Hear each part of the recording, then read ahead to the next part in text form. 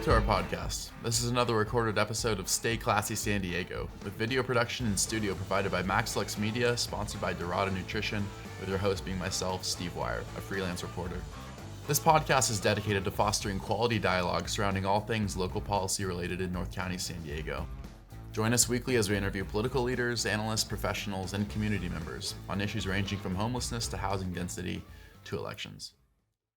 So today we bring to the studio Masada Dissenhouse and Dr. Scott Kelly on this episode of Stay Classy San Diego. Masada co-founded San Diego 350, a nonprofit dedicated to building a movement to prevent the worst impacts of climate change and climate injustice. Some of her work includes serving as the co-chair of the Sierra Club, San Diego's Climate Change Committee, local coordination of state ballot propositions, and organizing several of the largest climate demonstrations in San Diego. Currently, Masada is the executive director of San Diego 350 and traces her activism all the way back to high school. And then we also have Scott Kelly joining us today. Dr. Scott Kelly is associate professor and director of bioinformatics and medical informatics program. He is from the College of Science Biology at SDSU. His areas of expertise include environmental microbiology, computational biology, and bacterial contamination of human environments. He leads biomedical research methods and bioinformatics data analysis for the SDSU Health Leak Center and provides directions to the laboratory. He's also the investigator. He's part of the investigator development team at SDSU. Thanks to both of you for joining us today. This is part 3 of our series on climate policy and renewable energy on the Stay Classy San Diego show. We're both really happy to have you. I just want to get into some of the issues right away. So the first thing that I want to talk about is sort of this theme that we've been exploring on the show the last few weeks, which has been with summer sort of coming up and people being concerned about blackouts, about energy shortages, sort of what policies that we can implement as a region, as a state to sort of better manage the power grid, avoid sort of the power catastrophes of the last several years that have also been linked to extreme weather events. So I'll start with you, Masada, just sort of on a sort of regional and state level. What are some of the policies that are going to be key to managing the grid and to managing energy demands, especially as electricity use is expected to soar in the coming years? Like what kind of policies solutions should we be looking at? Well, actually, Scott was going to take this one, but that's fine. The state, I think we're going to get into the scoping plan later, but, the most obvious things that the state needs to do to get us, stop digging us deeper into the climate change hole that we're in and really fix things is to stop extracting and burning fossil fuels and to invest heavily in renewable energy. And the other methods for reducing greenhouse gas emissions, such as changing how our transportation works and moving more into transit, sure. As well as electrifying our homes and businesses. Yeah, I'm not sure if I read this stat, but by 2045, our electricity use is expected to go by about 70%. So I'll turn to you, Scott. Like what can we do as far as investing in renewable energy solutions, again, at a regional and state level, to avoid the kind of blackouts and power shortages that we've been seeing over the past several years? Yeah, this is a great question. Thanks for having me on the show. I would say, what you're really talking about is climate resilience, because it's getting worse all the time. And it's just starting to get bad. You think it's bad now, it's only going to get worse. So we have to start implementing things right now. And in fact, we have all the solutions we need. So I'm going to give you an example right here in California. We should have had blackouts last summer. 2022 was really bad. Why didn't we have blackouts? Well, one of the reasons we didn't have blackouts is because we had invested in major battery storage, especially up north, that stored the solar energy we're getting from rooftops and businesses and in the grid, and then was able to play it back out at night. So we didn't have to do things like turn on peaker plants and burn more fossil fuels. We had the solutions right now. I'm going to give you a case study of really a climate emergency. And this was in Puerto Rico. In Puerto Rico, just a few years ago, Hurricane Maria a climate-fueled superstorm really devastated the island, knocking down all their electricity, blocking the roads. They couldn't get electricity from the north to the south to the north, I think. And so what happened after that is some nonprofits came in and they installed all sorts of solar on these rooftops. Well, guess what happened next? Next thing happened was that there was an earthquake. Well, the earthquake again knocked out their grid, but the people who had solar were able to live. Now, in the previous storm, thousands of people had died, thousands of people, because the electricity to places like hospitals had been knocked out. And this time, when people who had solar were able to keep their fridges going, they were able to keep their oxygen tanks going, and they were able to survive. So we have to do that in California, and it's embarrassing. It's embarrassing to me, to the sunniest state in the United States, has so little solar. In fact, is actually fighting solar. SDG&E is fighting rooftop solar. They want to put solar way out in the desert instead of on parking lots. We should cover every warehouse, every parking lot, and every house with solar. We should have battery storage, and we should do this right now instead of investing in what SDG&E really wants is more frack gas. Their parent company, Sempra, invests in liquefied natural gas and made us pay for it. And that's what they really want, is us to keep burning that frack gas, which is the worst thing we could possibly be doing now, because that's driving the climate crisis even further. So those are the things that we're talking about. There's plenty of solutions. SDG&E and Sempra know what they are. In fact, I'll give you another thing. SDG&E is installing a few places around the county. They've installed solar arrays for emergency purposes. They know climate change is here, and they know the grid is going to go out. But they've got five different installations out in the backcountry for this, right? So they're giving it to people who live out in the backcountry. Well, they should give it everywhere around the county, all through the city, and stop burning all their fossil fuels. So I hope that answers your question. Yeah, absolutely. So at the state level, is the resistance to the reason why we're not committing more to solar in the way that you're describing, is it because of the opposition from investor-owned utilities like SDG&E, or are there like other factors, other political factors involved? Yeah. SDG&E is, and I think PG&E and some of the big private utilities have been fighting rooftop solar and encouraging the CPUC to do NEM3, which reduces the payback to rooftop solar. And in fact, last year, Sempra spent $3.6 billion lobbying. That was just lobbying the California state. So those things are all connected. And one of the reasons they're connected is because their business model is selling fracked methane gas from the Permian Basin, which is an absolute climate disaster. Okay. So I want to talk a bit about the state's goals when it comes to renewable energy. So as Masada mentioned, we have the scoping plan, which is the state's plan to achieve carbon neutrality by 2045. So I want to talk a little bit about sort of just how realistic and achievable these goals are, sort of the policy solutions that will go into this. And just to give a few quick facts about the scoping plan. So it calls for reducing greenhouse gas emissions 48% below 1990 levels by 2030. That's in just 7 years, and achieving full carbon neutrality by 2045. It also calls for a 94% reduction in petroleum use between up until now in 2045, and an 86% reduction in total fossil fuel use.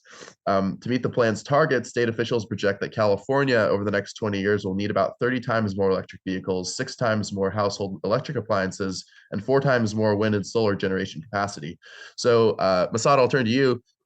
What is the realistic scenario for this plan? I mean, like what has to happen for these goals to be met?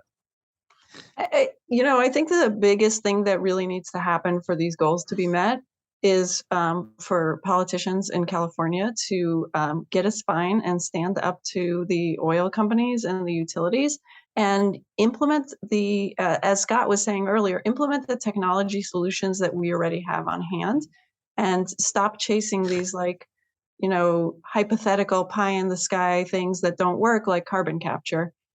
Which is featured in the scoping plan currently, and really back up the intent to reach these goals with the money and the support and the drive of the state that's necessary to make sure that it's getting implemented at every level of government throughout the state. Whether that's counties, cities, MPOs, whatever. Sure. You mentioned something I want to touch on, which is this. There's this notion out there, which is held by a lot of people, maybe yourselves included, I don't know, but this idea that the scoping plan as it stands is relying too much on quote unquote, I guess, like unproven methods of carbon capture and sequestration. So actually, there was a recent CNN article where Chirag Bhakta, the state director for the Food and Water Watch organization, said that this plan is failing the people of California and our planet by endorsing carbon capture, a faulty climate scheme promoted by the fossil fuel industry. So basically the idea being that carbon capture pushes us towards, it sort of keeps us entrenched in the same sort of bad habits of fossil fuel use that is, the problem to begin with, instead of moving us towards renewables. So I want to get your perspective on this, Scott. Does this plan, in your view, push us too much does it rely too much on carbon capture?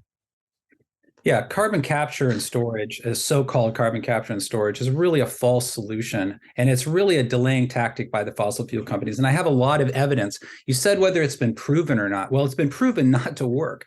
So it's been tried in Australia and the US and Canada. They have at least a dozen plants. None of them have made their targets. None of them have done what they promised to do, but they've cost governments directly and taxpayers billions of dollars, hundreds of millions of dollars at least, in these schemes, which go directly to the fossil fuel companies, which are releasing the product in the first place, right? So the major case use, this is really astonishing to you, but the major use of carbon capture is successful use to make money, because most of them use too much energy and they lose money left and right. But the one use case was to actually get more oil out of the ground. So they take the oil, instead of storing it, they found, hey, you know what you can do is you can pump the CO2 under the ground and get more oil. And that's exactly the opposite of what we want carbon capture and storage to do. The other problem is they are capturing their own emissions and they're capturing CO2, but a lot of these companies are releasing methane.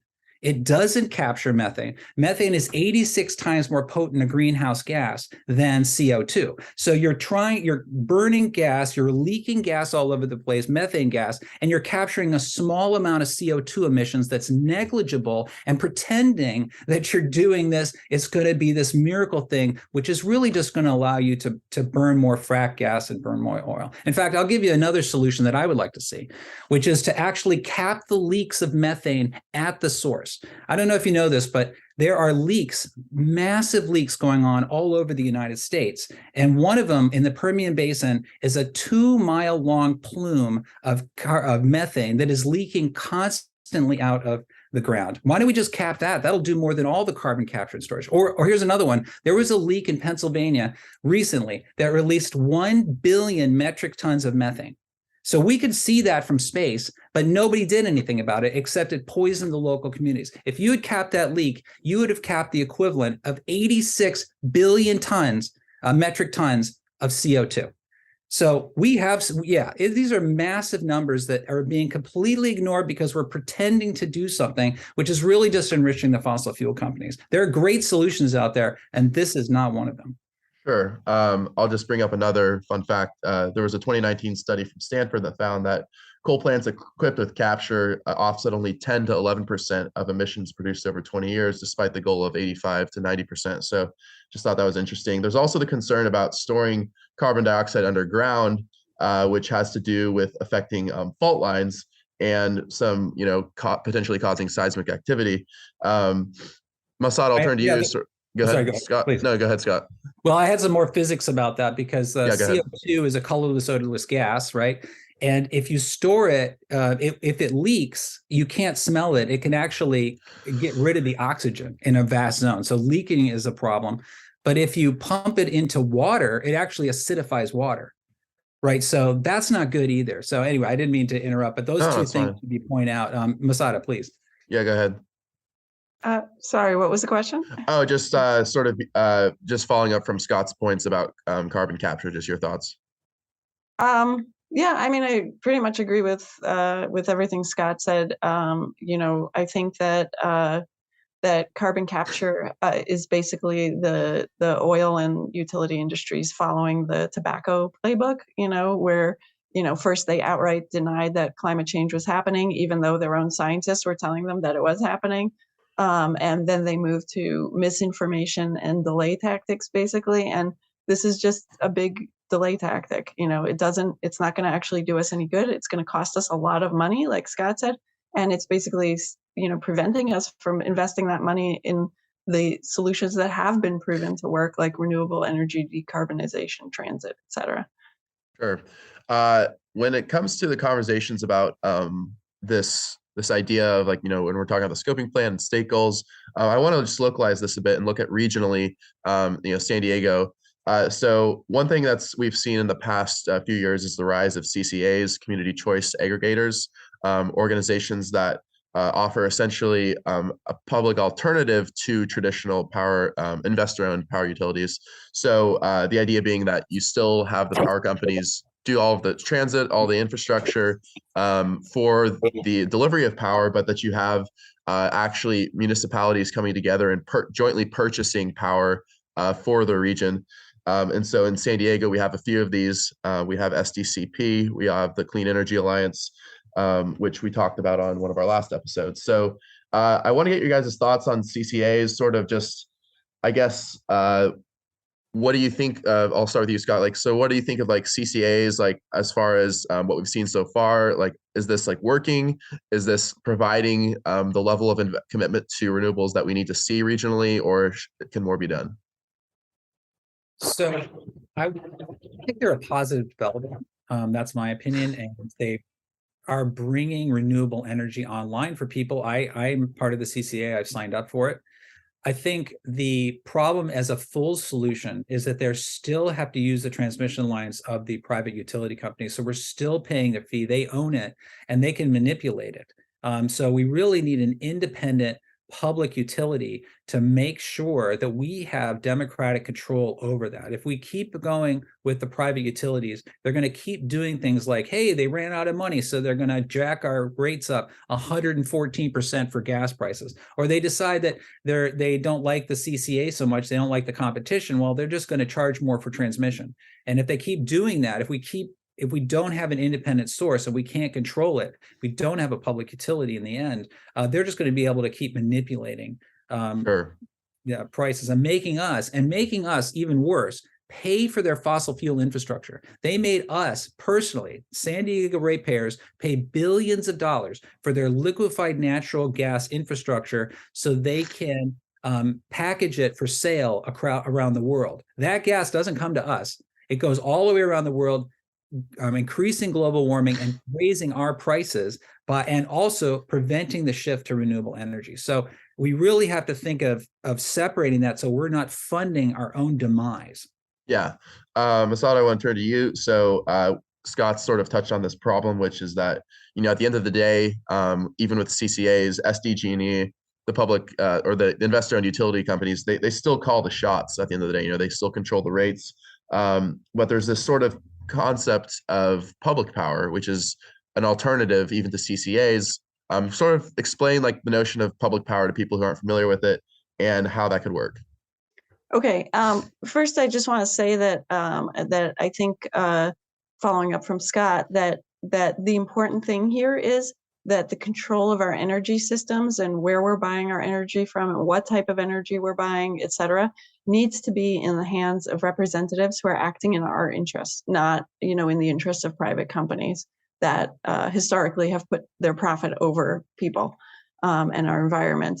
And so, that and the benefit of that is not just to ensure that we're addressing climate change, but also to make sure that we're protecting our health locally and our pocketbooks. I'm sure you saw that that SDG&E is seeking to raise its rates by 45% over the next 3 years.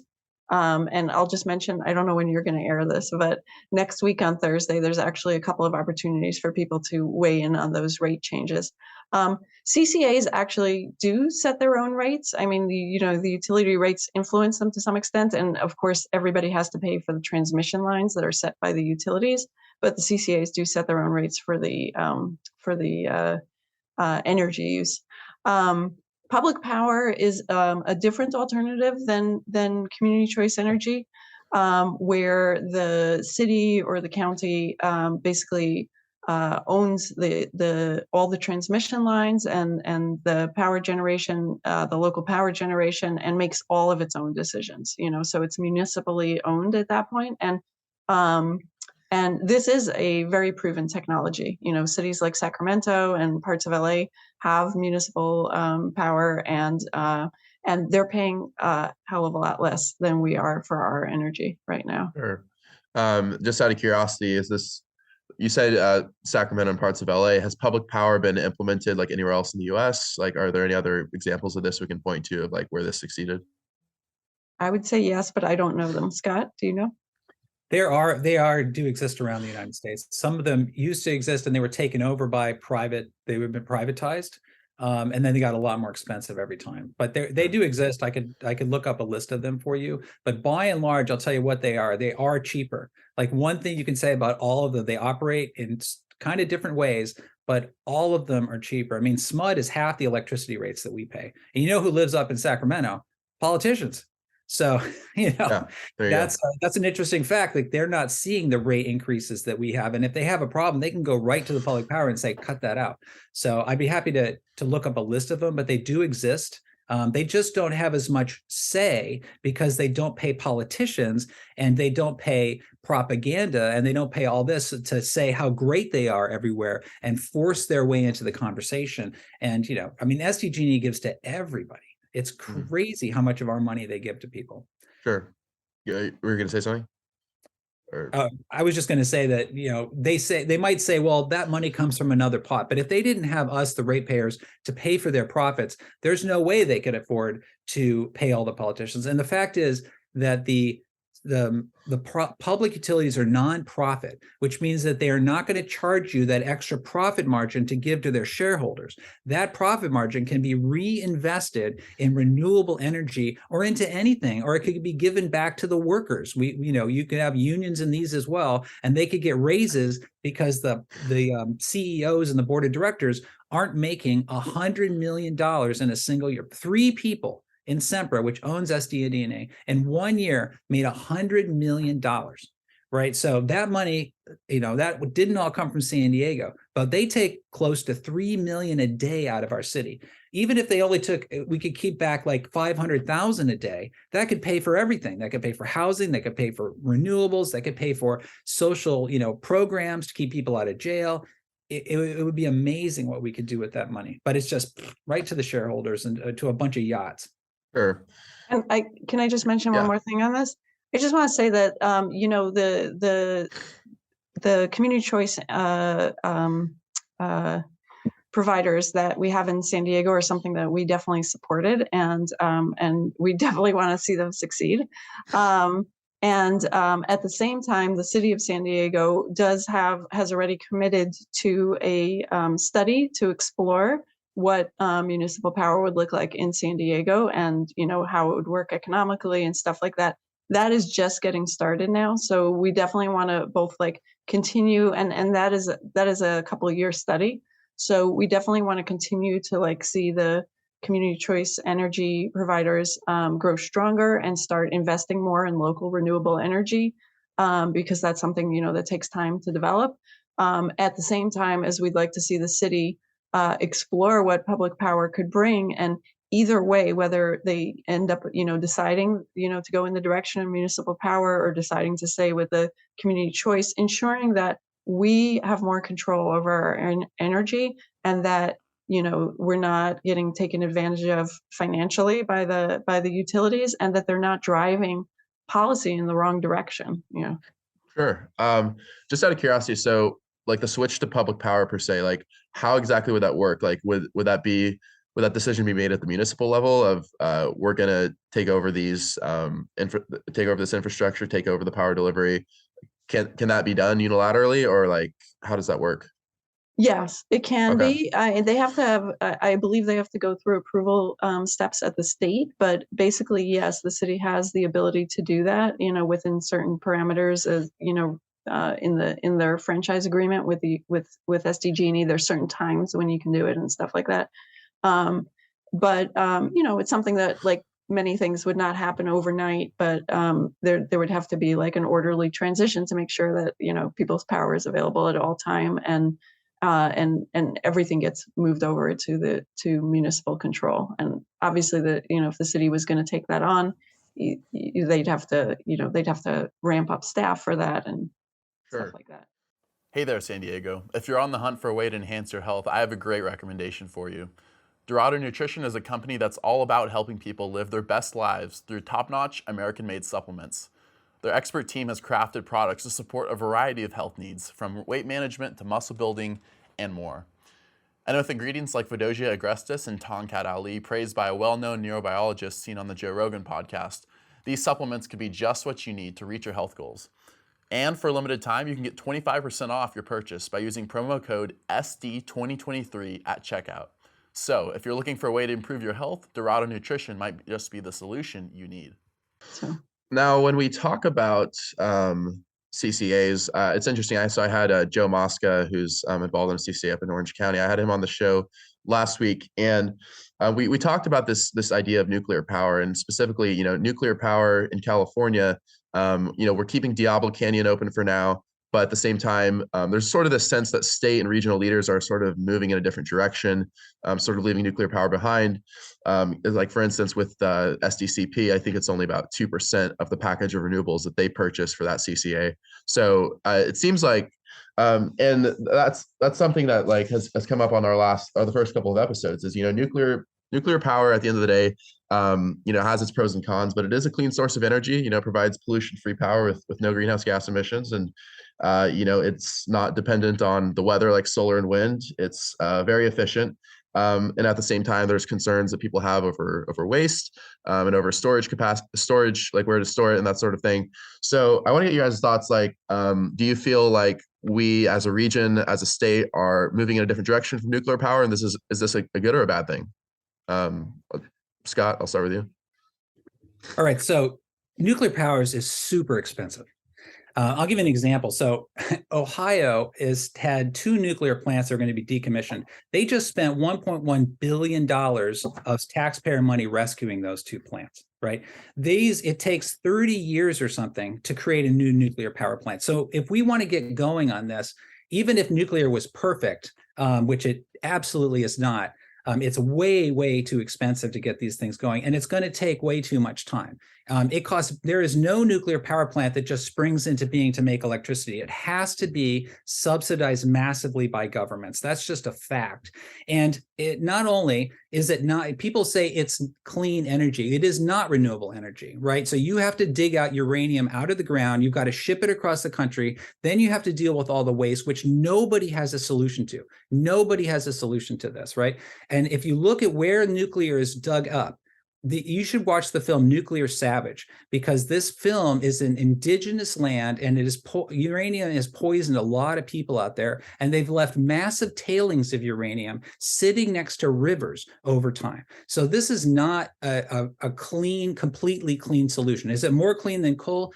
Yeah, except if you have a nuclear accident. So right now in Fukushima, they have so much radioactive cesium that they don't know what to do with it. They're about to release, gazillion gallons of cesium radioactive waste into the ocean, right? And you don't hear the nuclear power people like, well, it's really clean, except they're going to pollute the ocean with all of this radioactive waste. Or in Chernobyl, when the whole area is cut off, right? And I'll tell you what, France is probably the best example of nuclear power in the world. France actually has breeder reactors, and they have the best design in the world.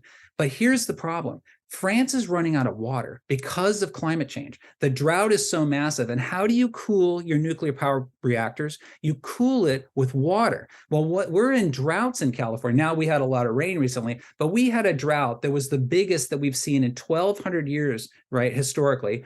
And if you run out of water, you cannot cool the reactor. If you cannot cool the reactor, you can't keep the leftover fuel from exploding, essentially, and sending waste everywhere. We have to keep doing that forever. We have to store this waste forever. And we're talking thousands of years. So this is really a dangerous way to go. I'll have a better idea. Let's take that 1.1 billion that Ohio spent on nuclear power and cover the entire state with solar panels and wind. That would have been a great use of that money. It would have done way more than all the nuclear power plants. It would have been climate resilient, right? And it would have generated electricity for the next 20 years, actual renewable electricity. Solar and wind is way cheaper than nuclear. So let's say nuclear was perfect, which it isn't. you should go there last, not first. That is my opinion on that. Masada, I want to turn to you.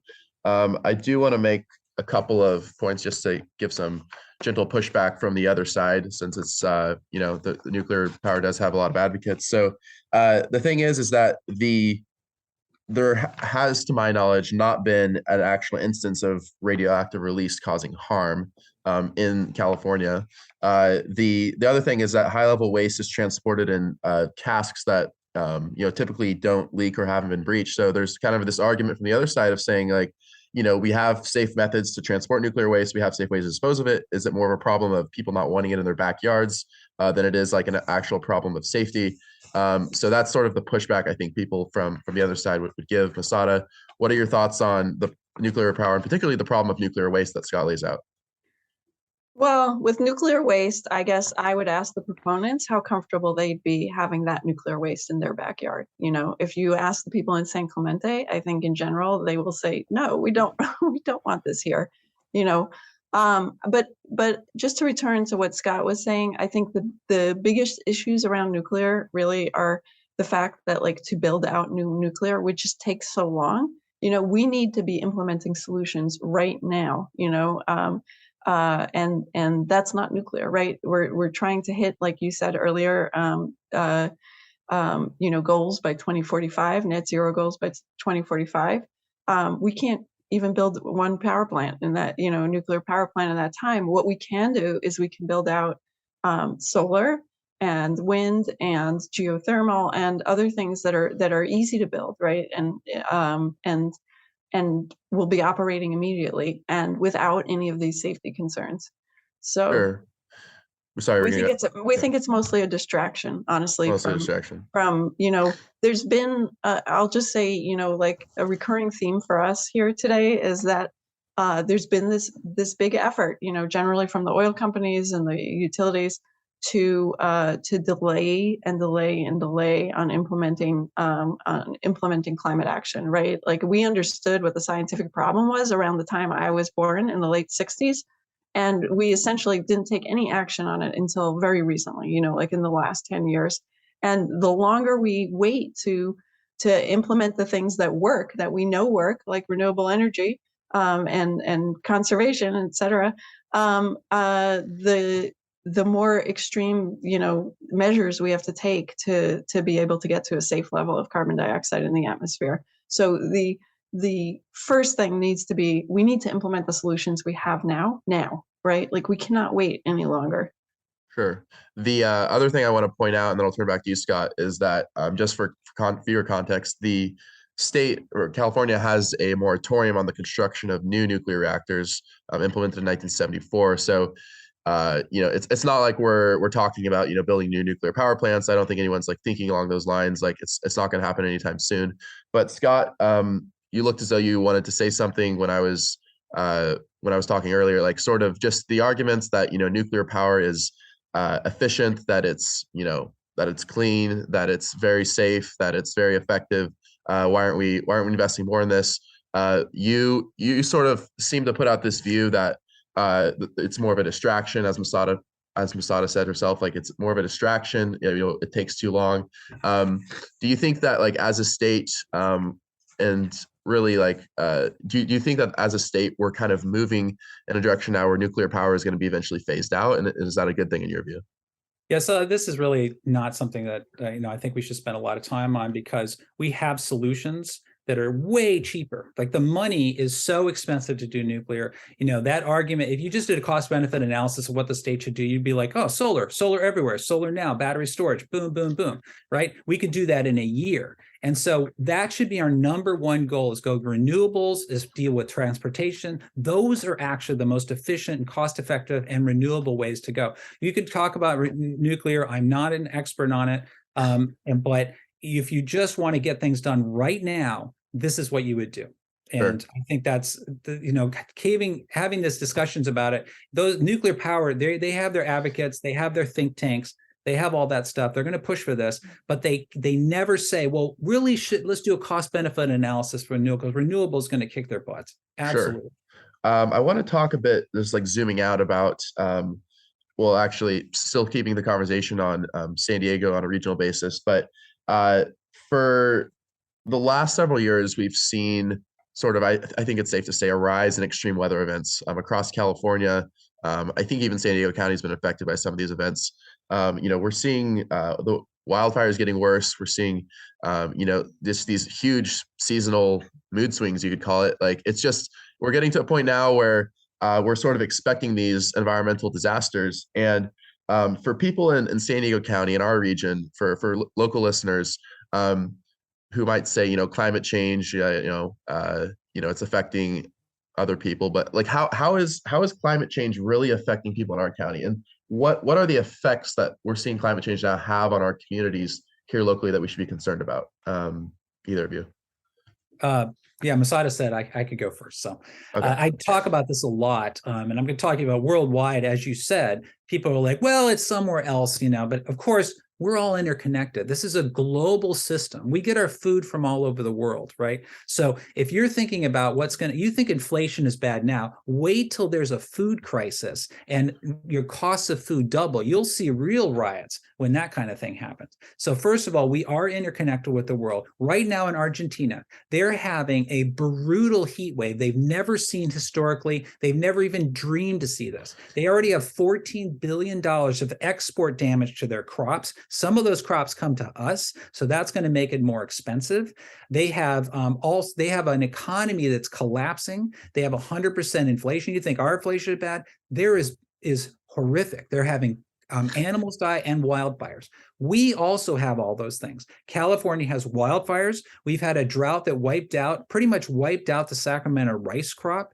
We have now flooding that is causing tens of millions of dollars. I think just in January, there was something like $50 million of flooding damage to agricultural crops in the valley because we're having droughts in one hand and then we have massive rain in the other. And the reason we have these two things is exacerbated. It's all exacerbated by climate change because climate change traps heat in the atmosphere, and that allows you to have more water in the atmosphere. So you either get two things happening: really high heat, which is causing droughts, or massive flooding and rainfall, which we're seeing in California right now. So you can't separate us from the rest of the world. And if you do, I mean, it's just silly. You can't do that. Sure. Masada, I think one question that came to mind while Scott was talking is, so we've obviously seen a rise in extreme weather events the past few years, but is the science there to show a direct connection between global warming, human activity, actually causing these extreme weather events? Like, is the science there, and can you sort of elaborate on that? Yeah, so the science is absolutely there in terms of causing extreme weather. Any particular storm, that may or may not be the case. There's some big storms where they've been able to show that, it's a worse hurricane because of, the temperature of the water, or something like that. And sometimes it's not so obvious, but there's no climate scientist who will tell you that the fact that we're having, bigger, more frequent wildfires, more intense storms than we've seen, more ingrained drought, is not connected to climate change. There's a clear causality there, and I just want to say on that I wanted to bring up the topic of climate justice and equity here also, because just to say that not all people are impacted equally in San Diego and in other parts of the country, that the people who are most impacted by the air pollution that comes from burning carbon locally, like in cars and in power plants and stuff like that, as well as the people who are suffering most from the extreme heat and other things, are often the people who are least financially able to handle them. And specifically, that's why the city of San Diego and the city of Chula Vista and other cities are exploring, have climate equity indexes and stuff like that. And the state has CalEnviroscreen, is to identify which are those most impacted neighborhoods where, due to a legacy of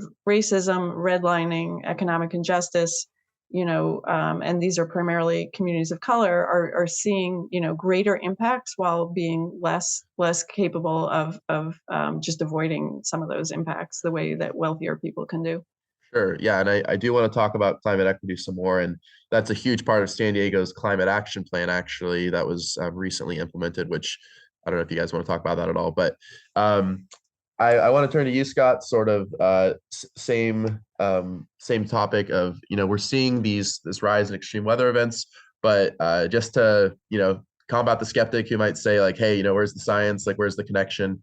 What are your thoughts there as far as like, people who's like, oh, it's just weather being weather, but like actually there's something more substantive going on here. There's a deeper, global, there are global scientific factors at play that are actually causing these extreme weather events. Can you sort of explain that to people who from the other side? Yeah, sure. So first, there's the physics of the whole thing, which is very, very simple. It's like these gases are like the invisible blanket that's surrounding the Earth. And if you add to your blanket, like if you had a thicker and thicker blanket, you're going to keep trapping heat. So what happens is the light, they're invisible, so you don't see these gases, and the light goes right through them. It heats up the Earth, and then the heat comes out, and it's trapped by the gases. And the thicker you make that blanket, the more you make that blanket, the more insulated you make the Earth, and certain gases are better at others than insulation. This physics is extremely well known. So there's no question that the physics is if you increase greenhouse gases and you dump metric tons upon metric tons and gigatons of carbon and methane and all these things in the atmosphere, you are going to heat the planet Earth. That's just a fact. That's what happens. Now, how does that happen? What happens when you do that is the heat is energy. And energy is really, it's energy, right? So you have the energy go up, and of course, the one thing that's going to do is going to drive the atmosphere, right? It's like an engine, and you're adding more gasoline to it. So you're driving the atmosphere, and what that's going to do in a sort of a random way is going to start affecting processes. It's going to affect the strength of the storm. It's going to add energy to all storm. It's going to increase the amount of water in the atmosphere. It's going to start melting the ice sheets, and we see all of these facts coming around. All the glaciers around the world are melting. The Arctic cap is melting. Antarctica, Greenland, everything is disappearing before our very eyes. You only have to look to see what's happening. Since I was a kid, that this is impossible to even consider that all these glaciers would be melting. The physics is there, the evidence is there, and the IPCC, the community of scientists, has said without a shred of doubt that we are way past climate change being whether it's human caused or not. We're now into how bad is it going to be. They have said that without a doubt, and you can read all of their studies, but the facts are and these are facts, and these are happening. And then you look at the number of disasters around the world. I have never imagined the kind of hurricane damage, the flooding that happened in Europe. There was a flood in China that was greater than the 5,000 years of their civilization. This is happening in my lifetime. In California, 8 of the biggest fires happened in the last 10 years or something like that. This is unprecedented all around the world, all simultaneously. And you have to be in deep denial to think that these things aren't connected to massive climate change, because you just can't. Like, if it happens in one place, well, that's an accident. If it happens in 2 places, okay. But if it happens in 50 places every single year, all the time, you got to think panic button time and stop talking about what is happening and whether it's happening, and just go to fixing it. Yeah. Can I add something quickly to that? Yeah. I just wanted to say 2 things to follow up on Scott. One is that in addition to all the things that Scott said about the science, that climate change was, in our time identified as a problem in like the late 60s, 70s, around then. They predicted exactly what we're seeing exactly now, right? Like the predictions they made based on like just looking at the physics, like Scott said, and understanding what impact that would have on our weather and our climate. And it's playing out exactly, the way that the science said it would. So that. Yeah, no, absolutely. I want to sort of zoom in again. So we sort of zoomed out to talk about climate change on a state level. I want to zoom in again and talk about, regionally. There's this thing that you wanted us to bring up, Masato, which I'm going to talk about, called the Regional Decarbonization Framework that San Diego 350 is involved in. So the RDF provides technical and policy pathways to decarbonization in the medium term to inform policy in regional, county, and city governments. It basically moves policy actions towards deep decarbonization in ways that align with the Paris Climate Agreement and state goals and mandates. Since you have been involved in the RDF, sort of explain to people how it works and what your role is, and sort of why this is important at a regional level, like what kind of impact this framework can actually have. Great. I'm really glad we're talking about this. So, in a lot of ways, San Diego County is being really out front on this issue by trying to develop this regional decarbonization framework, and understanding that a lot of the changes we need to see happen are not the kind of changes that individuals can make or that even small cities can make, but they really need to operate on a regional basis. And, that's especially true when you want to look at changing the way that you're building, homes and commercial buildings. When you're talking about especially transit, which is a huge issue in Southern California, right? Most of our emissions come from, or a plurality of our emissions come from transportation, which is basically cars and trucks, and other of these kinds of systemic changes that we need to see. And so what the county has done so far is to basically develop kind of like a playbook of here are all the different ways that we can address these issues at both a regional level, a municipal level, and a more individual level throughout San Diego County. And the hope there is that that will turn into ultimately an implementable plan. Right now, it's just kind of like a playbook, like I said, but that it will turn into an implementable plan that really supports collaboration between the cities, the unincorporated county, et cetera, all the agencies that exist in our county, to figure out how to do these things in the most efficient and collaborative way possible. And especially, again, these systemic things that really can't be done by a small city. Yeah, absolutely. So I wanted to turn to you, Scott, and get your thoughts on the RDF, sort of just, what kind of impact, could this have on our community, on our region, and sort of, explain to people the concept of, decarbonization and a built environment. So I'm unfortunately less familiar about the details of the RDF. I know that there's been some real controversy about how it's being implemented.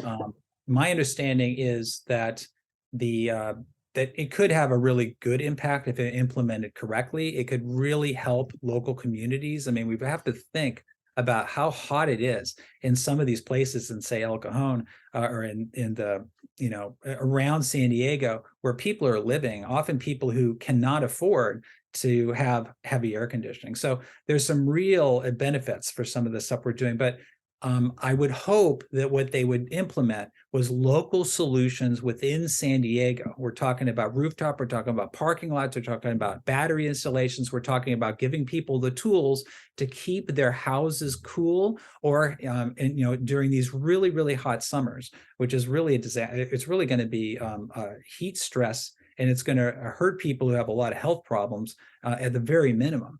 And it's going to cause our bills to skyrocket. So there's a lot of advantages if we do this correctly. And I think the idea is really good. But if we do send a lot of transmission lines out into the desert, I think we're setting ourselves up for a very expensive solution that is not going to be as efficient as if we do it correctly, do it in the city, do it and literally cool the city down. If we can do that at the same time, I think it could be a great thing.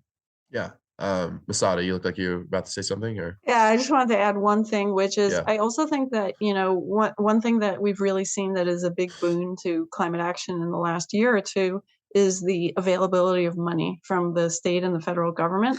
And a lot of the funds that are available really require collaboration, regional collaboration to be able to access some of those funds.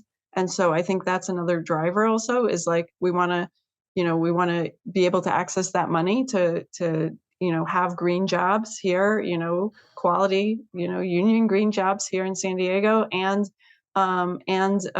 do the technical solutions like transit, like building electrification, et cetera, that we need to do in order to reduce our emissions here.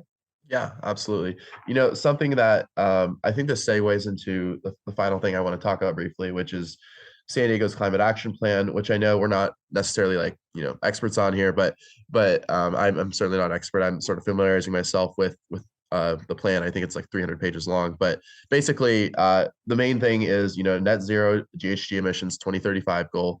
It involves, stressing climate equity, decarbonization of built environment, and overhauling our transit infrastructure. So I want to start with that last point, which is, and either of you can answer this, but for that goal to be realized, net zero emissions by 2035 for San Diego, how important is it going to be for our region to really overhaul transit infrastructure specifically?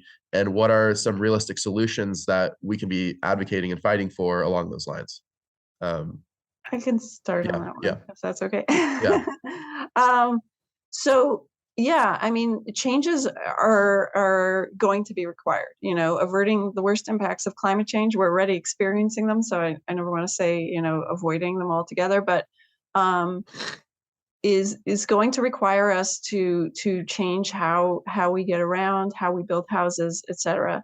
That doesn't mean we're going to have lower quality of life or less economic opportunities or anything like that, but it will change how we commute and how we build our housing and where our energy and food come from. And transit is one of the most important ones. Like I said earlier, the largest part of our emissions comes from cars and trucks in the region. And also transportation is a big inequality problem in the region, because there are a lot of people who live in San Diego who simply cannot afford a car. And right now, as we all know, our transit system is not a world-class transit system, right? And not only do we need to do things like increase the number of lines and where you can access transit, like how to get from point A to point B, but we will but we also need to make sure that when we're developing the transit, that it's frequent enough, it covers enough hours, because like right now, for example, there are people who work either nights or early in the morning and who can't, there's no transit available for them at those times. And that it's safe and clean, right? So that people actually want to ride the transit, and affordable, all those things.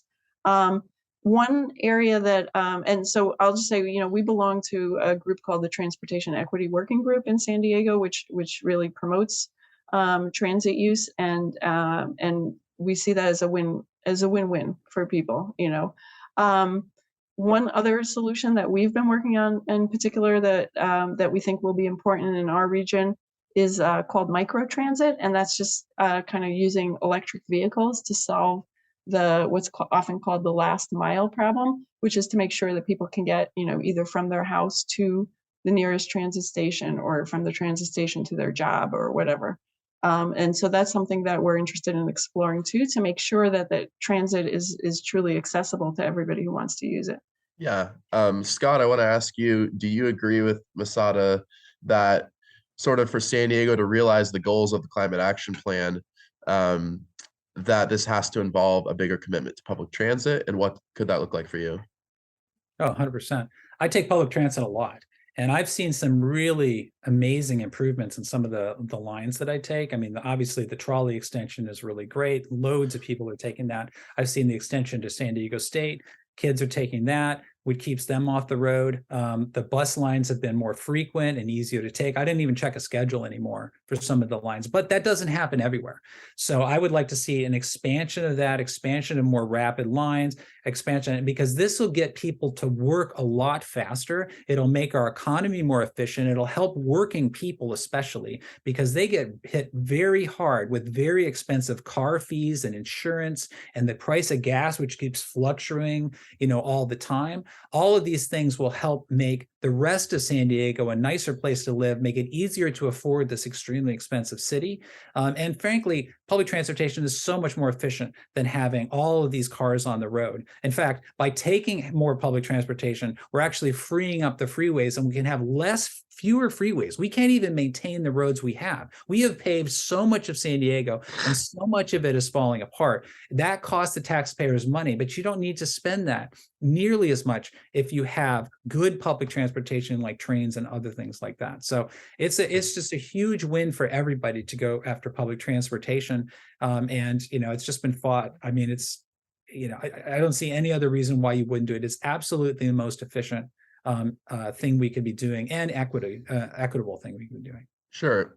So we've sort of been having this back and forth, I guess, on the podcast the last few episodes of, people coming on and saying what you guys have said. And then there's sort of the counter argument we've gotten, for instance, from the mayor of Coronado, from one of our county supervisors, who basically saying, we just like literally in San Diego County, we don't have the kind of density that you have in, say Manhattan or Chicago or other places in America where mass public transit is effective, where it's working, where we actually see it get people to where they need to go. Solving the last mile problem. I just want to give you guys a quick chance to address that counter argument and sort of get your thoughts on, does San Diego actually have the potential to realize mass transit in that way that we see in other parts of the country? Yeah, so I can try to take that one. San Diego is obviously not New York. I'm from New York. I'll be the first person to say it's not the same thing. But the population of San Diego, has been increasing and will continue to increase, and will require denser housing to just house, everybody who needs a place to stay. If we're looking at an equitable future, so I would say, I understand where people are coming from. They're used to things being a certain way, and they assume that just because the things have been that way, that's the better way to do them. But I would encourage people to really explore what San Diego would look like if it was more equitable, and if there were more options. I think people get scared because they hear, scary stories out of transit in other places or whatever. But transit works extremely well in many places, and it really provides people of all economic levels with the access they need to improve their lives. Whether that's being able to get to school, get to a college, get to a job opportunity that they might not have access to if they don't have a car, get to health services, just shopping, etc. And the lack of transit has really played a role in that economic disparity in San Diego. And so I would encourage people to envision what we can do with safe, affordable, convenient transit, and how pleasant that can be. As somebody who's taken transit a lot in my life, I would any day take being able to ride a train or a bus where I can read and I can prepare for the work ahead I have ahead in the day, and maybe snack, instead of dealing with the stop and go traffic that is the reality for a lot of people commuting in San Diego. So I think there's a vision there. I think it's a necessary. I think there's no way that we're going to achieve the greenhouse gas emission reductions levels we need without changing our transportation system. And I would encourage everybody to participate in providing public input on what works for them. Instead of saying no, we can't do this, or yes, we have to do this. Just talk about what would work for you, and being open-minded to explore, what those solutions can look like. And I'm confident that if people do that we can, that we can develop a transit system that really works for people. Along with cars, right? We're not going to get rid of all the cars anytime soon. I don't think people need to worry about that. But yeah, what transit can do for everybody, and not just them, but look at the whole picture. Sure. Can I add a couple points there? Yeah, absolutely. Because I am a transit rider regularly. The scariest things I've ever seen on transit were outside the bus or outside the train. I've seen some major accidents that are happening while I'm safely riding the bus. I mean, some nasty things. I've seen people burned in their cars. Traffic deaths are soaring. They're absolutely soaring across the night. So it's way more dangerous for you to get in a car and go across the city, and you're more likely to get into some terrible accident that cripples you for life. It's 16 times more dangerous or something to get in your car than it is to get in public transportation. And you never hear these people talk about that particular level because we're all so used to getting in our car and popping out wherever we go. So that's one thing. The other thing that people who drive cars don't understand is that if you get more people on transit, they the traffic's less bad. So we try to solve traffic problems in this city, in Southern California, by building more freeways. What has that done? Like for a year, it's like, oh yeah, we get a few more people. And then eventually it's just gridlock end to end. So, having an alternative and having public transportation frees up the gridlock, gives you an alternative to go if the traffic is terrible, and it gets people to work that you need to get to work, for your business to run, or for your kid to go to school, or whatever, for a lot cheaper. So, it's not mutually exclusive. And this whole idea that it's super, I talk to my friends about public transportation. They always tell me the same scary story. I hear the same scary story from 4 different people, and I'm wondering, did it even happen? And it certainly didn't happen to them. Well, they get in their car with their kids and they get into an accident. I mean, I know lots of people who've gotten into really bad accidents in this city, and I've been riding the bus and the train all the time, and it's just like, it's fine. I mean, I read a book, I can get some work done, it's relaxing, and I get off it and I just walk in and I'm done. You guys are a lot more productive than me. I get on the train and I fall asleep instantly. So well, then you get some extra sleep. That's acceptable. That's a good use also. That's great. Yeah. But can I add one quick thing to that? Yeah. I just want to say that, like, I feel like the whole transportation area is always going to be multimodal. It's called multimodal. And in addition to transit, the other thing that San Diego could do a lot better than it does right now is really focus on building more walkable communities where you can get to services without getting in a car or a bus or whatever, and more making it easier for people to get around by bike, by scooter, stuff like that. One of the things that I really noticed when I moved here was that, while we have the best weather imaginable for being able to bike to work, the roads, it's starting to change, right? We're seeing more bike lanes and stuff like that. But you have to get on so many major roads that it's justifiably scary for a lot of people to do that, or impractical. And so I think San Diego could also do a lot to increase the walkability and bikeability of the neighborhoods and help people, which is like a total win-win, right? It's massively cheaper to take your bike. It increases your health.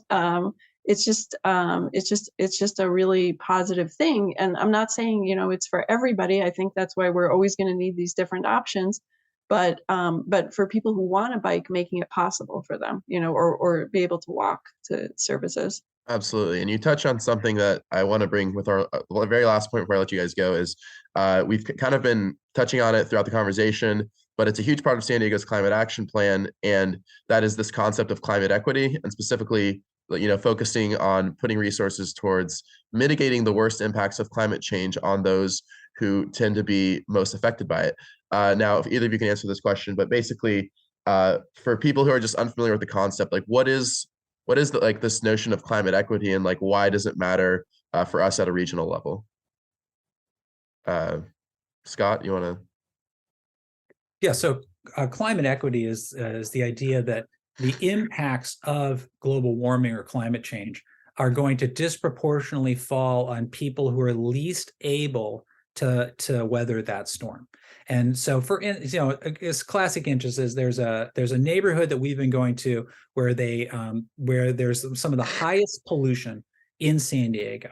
That neighborhood is near all these freeways, and it's a majority minority community that is impacted heavily by air pollution, right? So it's already got all the air pollution, and it doesn't have any trees. It has some of the least greenery of anywhere in San Diego. So everyone who has to live there has to deal with lots of pollution, and they don't get any shade, and they have lousy air conditioning. So if climate change happens, and one way it can happen is it gets really hot and it keeps getting hotter, it's going to increase the heat in that neighborhood disproportionately more than every other neighborhood. So everyone who lives there is going to get a heat wave, and they're going to get the exacerbations of all the air pollution, which gets worse when it gets hot, and they're going to feel these impacts 10 times more, and I'm just throwing that number out, but a lot more than a neighborhood just down the street that has trees, that's away from the neighborhood. And so those people are going to have much higher risks of death, of having health issues. They can't run, their kids can't breathe, they can't play sports, and it's going to be miserable for them, more miserable for others. So by dealing with So one of the things that's important to realize is if we help out these communities and help them deal with it, we actually help all of San Diego, right? Because if we deal with the fact that if we put in more trees there, if we put in more solar panels, if we better insulation, if we reduce the heat there, that has spillover effects the entire environment. So climate equity is really important, obviously, if you want to care about the least of us, but it also has great ramifications because we care about the people who have it the hardest. We will definitely care about everybody else. And so I think those things really go together. Yeah. Masada, how can regional city leaders advance climate equity in our area? I think it's what the city has talked about doing essentially, but that, we need to see actually implemented, which is prioritizing the neighborhoods that have been most impacted by these previous decisions, that have more polluting industries and highways in their area, and investing there first for renewable, for transit, for job training, et cetera. So I think it's largely a matter of like seeing whether the city puts its money where its mouth is. Sure, absolutely. Well, unless the two of you have any final thoughts, I do want to wrap up for time, but I just want to say again, thank you so much to both of you for coming on. Again, this has been part 3 of our series on climate policy, renewable energy. Been joined by Masada Dissenhouse and Dr. Scott Kelly today.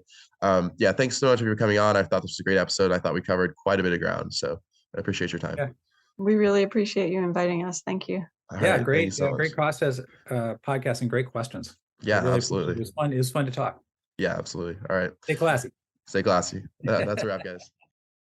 This has been another recorded episode of Stay Classy San Diego with your host, Steve Wire. Thanks again to our sponsors, MaxLux Media, maxluxmedia.com, and Dorado Nutrition at doradonutrition.com. And thanks to all of our listeners for tuning into the show. See you next time. Stay classy, San Diego.